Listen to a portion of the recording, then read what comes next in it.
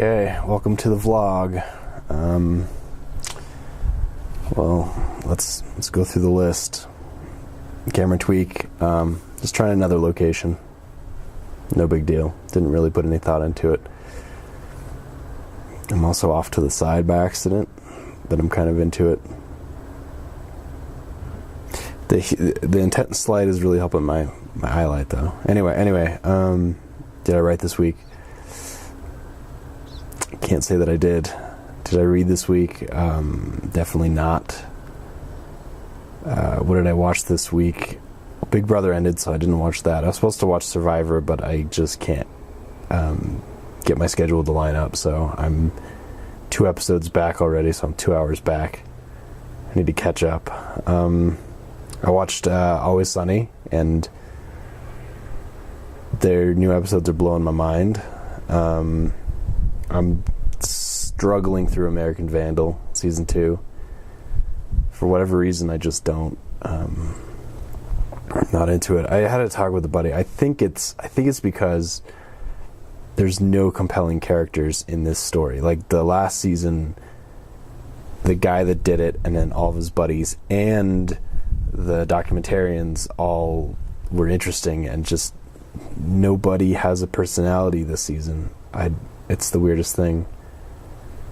I mean, there's a couple standouts, but they're just not, like, we don't spend enough time with them to actually get non-canned stuff out of them. So it's, I don't know, not great. I think that's really all that I watched. I didn't go to the movie theaters this week.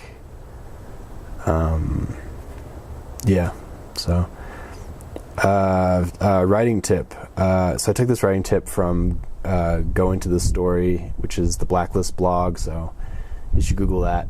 Go into the story.blacklist.com. They'll do one of the things that they do a billion things. One of the things they do is they do like a script breakdown or a movie breakdown. Well, they'll say, hey, go watch this movie, and then we're gonna break down the beats, and then after we break down the beats, we're gonna go in and we're gonna break down the stuff below the beats, and then after, I don't think they call it sequence, and then after we do that, we're gonna break down scene by scene. Like it's a really interesting process, and I've done it with them a few times silently. You're supposed to interact, but I'm weird about it. But in my own time, I break down movies anyway, and more so TV shows. So this writing tip is take a movie, whether or not it worked, and break it down beat by beat, and then look at the beats. You know, the way you'd put them on a wall or outline them. Put them in whatever you're comfortable with outlining form, and try to find what's not working. Try to see if you can improve on it, because there's almost a certainty, especially if it's a finished product like a film or a TV episode, that something didn't perfectly play, and it could have been solved by writing. So figure out what you would have done differently. And the example I keep going back to that I might actually develop into something is this movie American Ultra with Jesse Eisenberg and Kristen Stewart.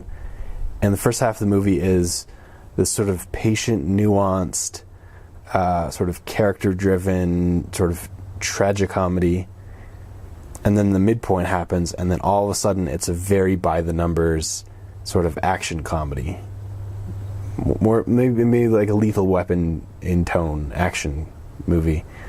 And it was such a dramatic shift. I was like, well, what happened to this, sensitive guy and this girl with a secret?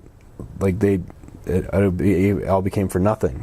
There was all this build-up, and then the payoff was a completely different thing that shifted the tone. So that movie, what I would do is I would stop at the midpoint and try to figure out all the payoffs that were then set up. I would try to align that differently, but you can do it for different things. Like I'm trying to think of another. Passengers is a really easy one because people have done it. Like I think Nerdwriter did an episode on it.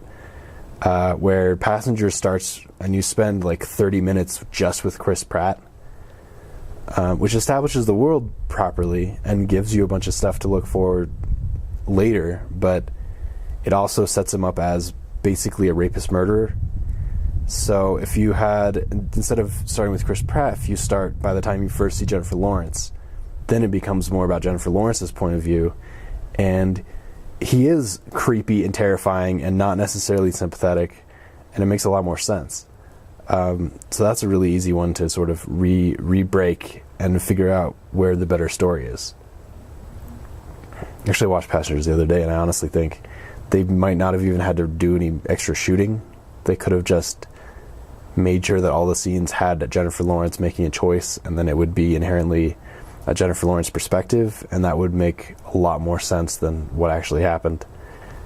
Because the stakes weren't there. Because you spend 30 minutes of the movie sympathizing or empathizing with Chris Pratt, and then he does something catastrophic, but nothing after that moment really matters because it's not his story anymore. It like gets out of hand.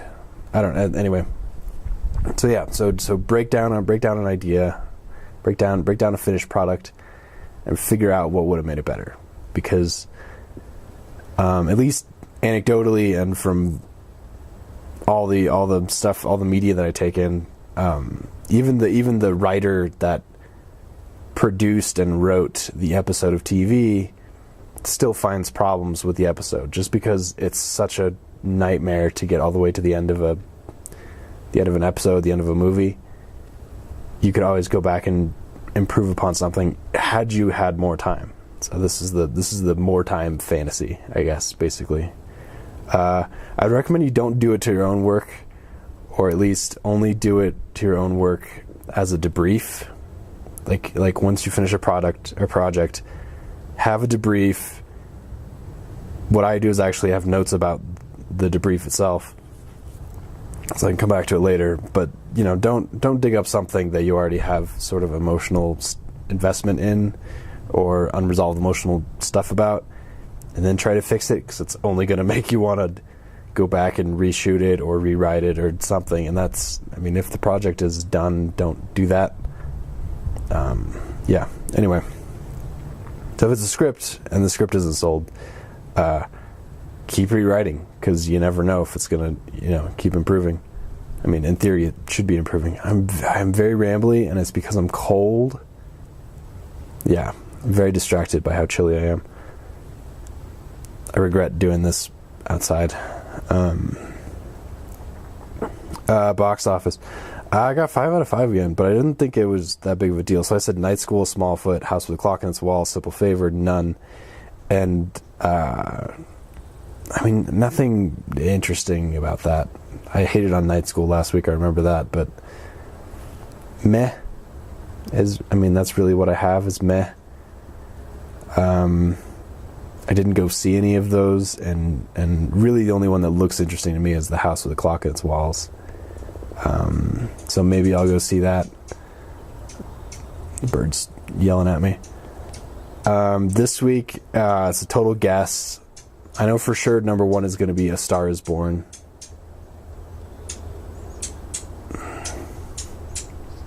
Very bold for a very small bird. So I'm positive A Star is Born is going to get number 1, and apparently it's Oscar bait, which is crazy because a successful, not a lot of critically acclaimed movies also have properly successful theatrical runs, and this one is acting like it's going to have both. The word of mouth on it is solid. Like, I would put it up against probably Juno, because that one was just pure word of mouth. So Star is Born, Venom is coming out. Not optimistic about it. I'm going to go see it, but it just looks like a continuation of DC making terrible mistakes. Although, no, Venom is Marvel. I don't know. It looks like a mess. It looks like a mess. I feel bad for Tom Hardy because, not a great vehicle for him, and he's quite the actor. So Star is Born, Venom. I'm going to say Night School, which I hated on. Smallfoot again, and then House with the Clock in its Walls. I'd be very surprised if anything was different. The only really confusing thing is A Star is Born, because I keep reading stuff in the trades, Hollywood likes it. There's a decent chance that the rest of the world is not going to like it as much as Hollywood. So, you know what? I said Juno. I kind of mean La La Land. I think La La Land kind of had the same situation where it was loved by Hollywood and festivals, and then had a run, and people loved it for about the same reasons. So maybe that.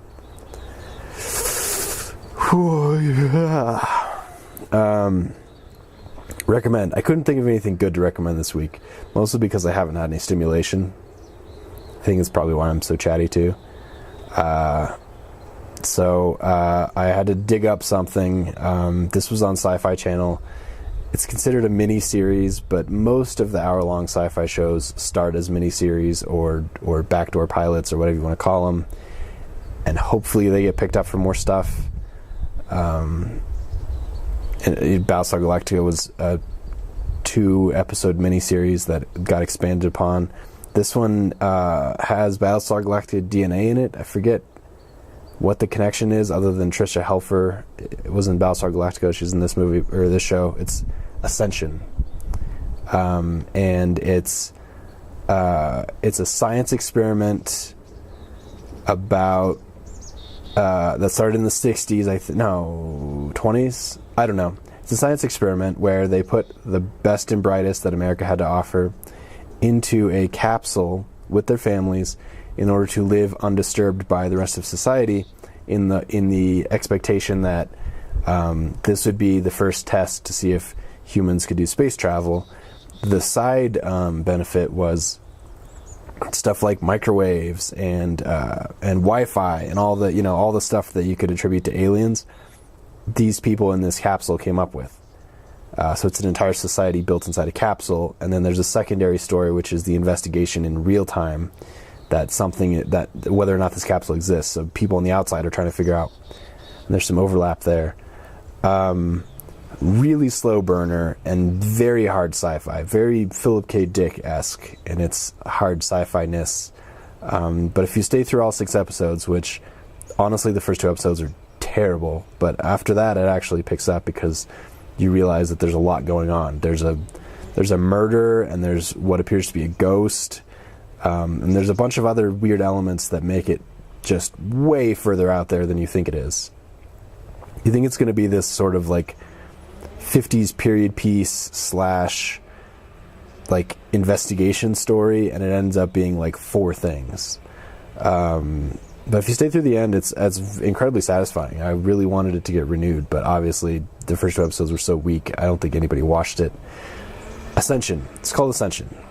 I believe the capsule that they're in, the ship that they're in, I believe is called Ascension. I forget whether or not they're told that they are sent to a new planet. I think they believe that they were put on a space ark and blasted off and are in transit to a planet. I believe that's what they think, but I don't remember.